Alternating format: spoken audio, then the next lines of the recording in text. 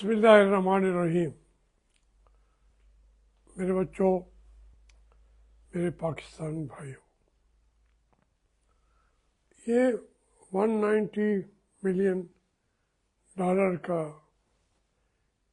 जो केस है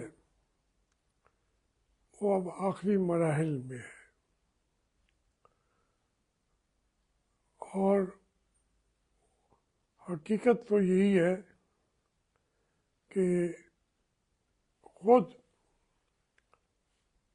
जो एस्टेब्लिशमेंट है, हुकूमत है, वो इस केस को झूठा साबित कर रही है।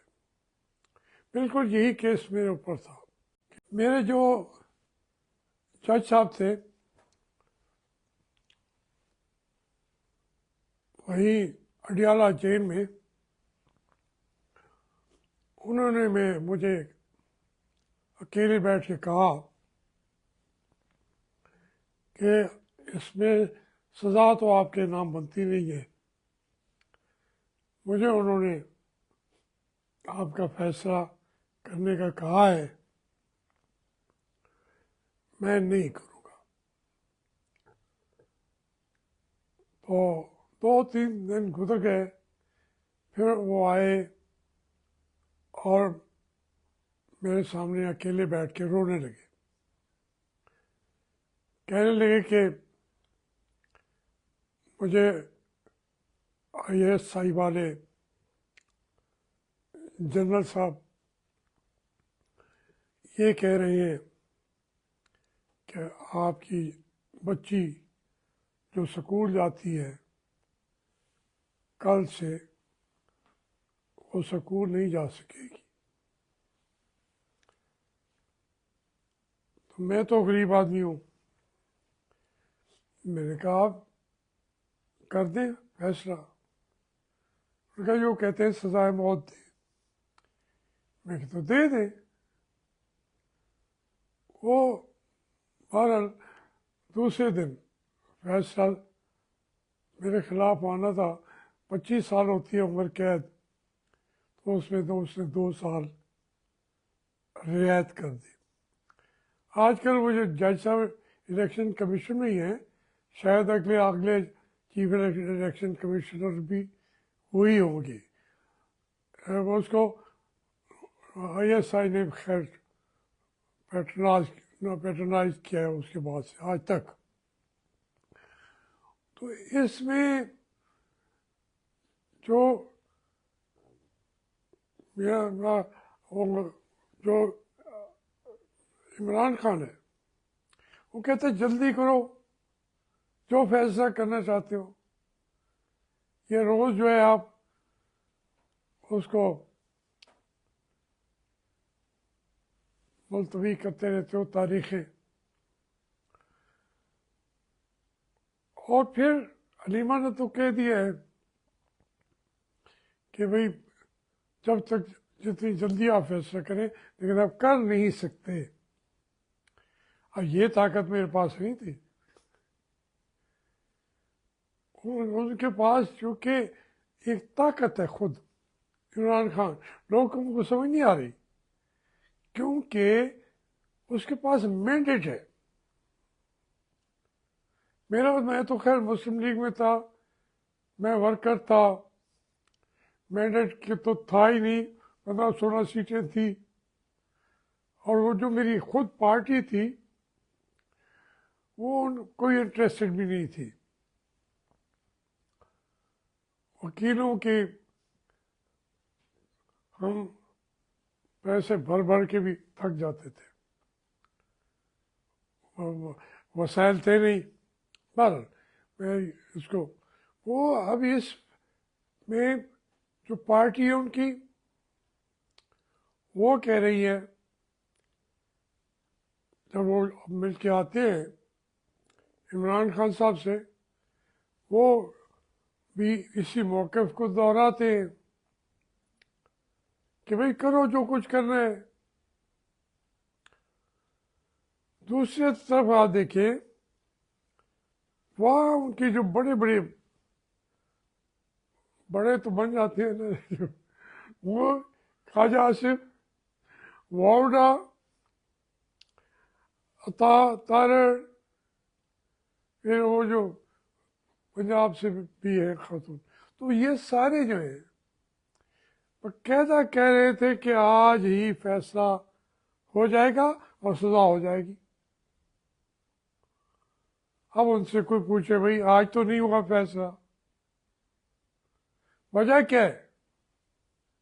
वो ये है कि ये जंग इमरान खान जीत चुका है। अब ये कभी वो कहते हैं मुज़ाकरात करो आगे आओ, वो कहते हैं वहाँ पे भी हम हाजिर हैं। अब 15 तारीख को मुज़ाकरात होंगे। इनके पन्ने क्या है?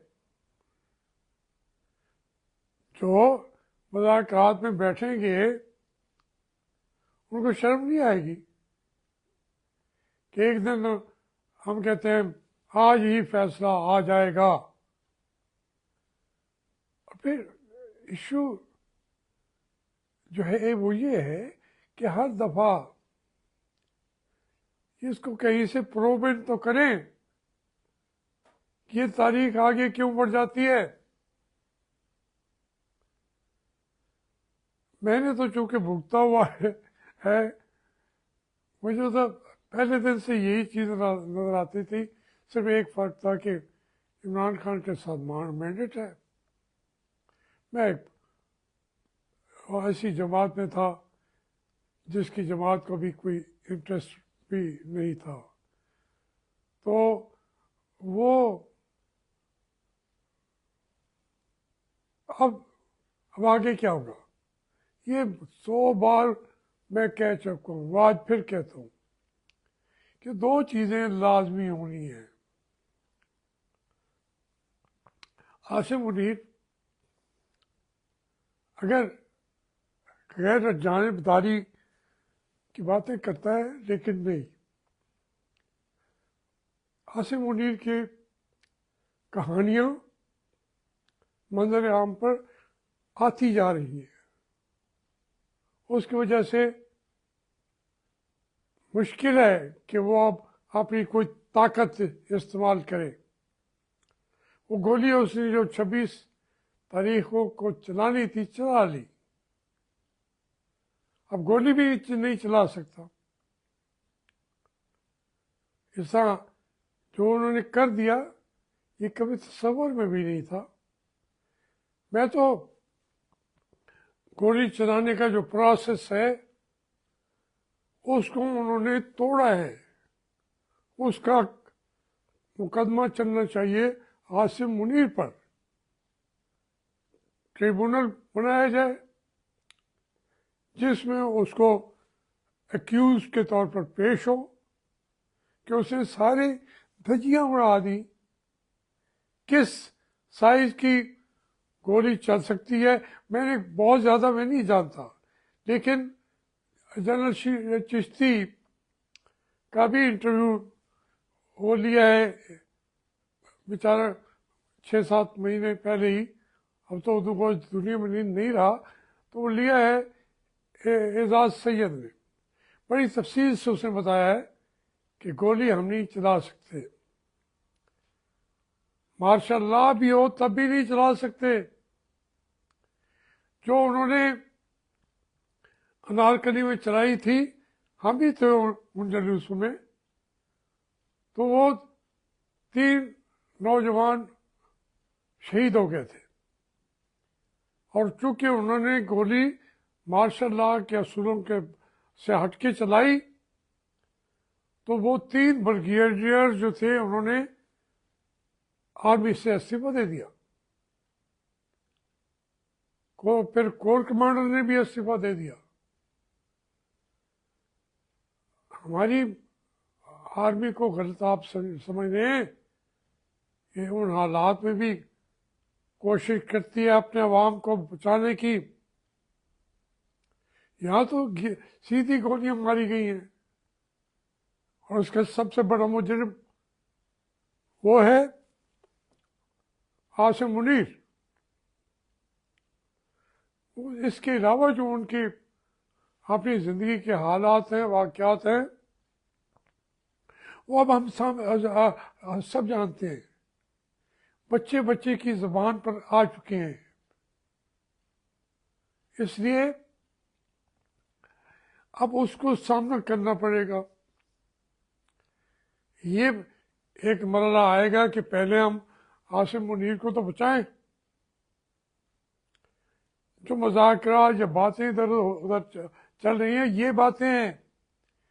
एक बात ये, दूसरी बात ये कि ये तय है कि इलेक्शन नए कराने पड़ेंगे। उस इस तरीके का मुतालबा अभी खुल के तो नहीं किया तहरीक इंसाफ ने, वो उन्होंने तो 45 के फॉर्म की डिमांड की थी, आपने 47 दे के लोगों को बिठा दिया। जहाँ यास्मीन राशिद के 77,000 वोट ज़्यादा थे, 77,000 वोट। फिर उसमें मियाँ नवाज शरीफ साहब बन गए। मियाँ नवाज शरीफ का वज़न क्या रह गया? हमें कहते, मैं तो बल्कि ये बातें नहीं करना चाहता था, लेकिन वो बार बार जो मुस्लिम लीग के लोग हैं वो कहते हैं जी मैं उनके एहसानों को के अंदर दबा हुआ हूँ। कौन से एहसान भाई? मैं खोल के बताऊँ एहसानों की दुनिया? अल्लाह ने करम किया है, मैंने बिला वजह एहसानात नहीं लिए, एहसान मैंने किए हैं। यहाँ नवाज शरीफ साहब पे भी, शहबाज शरीफ साहब पे भी। तो इसलिए ये मैं इस मामले में, कुछ मुझे कहते हैं जी कि आप वो छोटे लोग हैं, आपको उनका जिक्र बार बार नहीं करना चाहिए, शहबाज शरीफ का, नवाज शरीफ का। मैं कहता हूँ ये छोटे बड़ी की बात नहीं है। मैं तारीख को एक तरीके से कौम के सामने पेश करता रहता हूँ। जहाँ मुझे बार बार वो बातें करते हैं, गाली दे के करते हैं, तो मैं उनको समझाना चाहता हूँ कि भाई उन आपने बड़ों से तो पूछ लो, मैं तो कभी बोला ही नहीं था। तो बहरहाल ये चीज़ें जो हैं अब चल रही हैं, क्या फैसला होता है, किस नतीजे तक पहुँचते हैं, वो मैं ये भी बताता रहा हूँ कि वो वक्त आ गया। अब ये दो चीज़ें सुधारनी होनी है। अब उसके लिए क्या तरीक़ेकार अख्तियार करते हैं, उसके ऊपर बहस चल रही है। उसका नतीजा क्या निकलता है, मैं समझता हूँ इंशाअल्लाह ताला बड़ा एक ऐसा ये नतीजा निकलेगा जिससे पाकिस्तान जमहूरियत की राह पर गामजन हो जाएगा। मेहरबानी।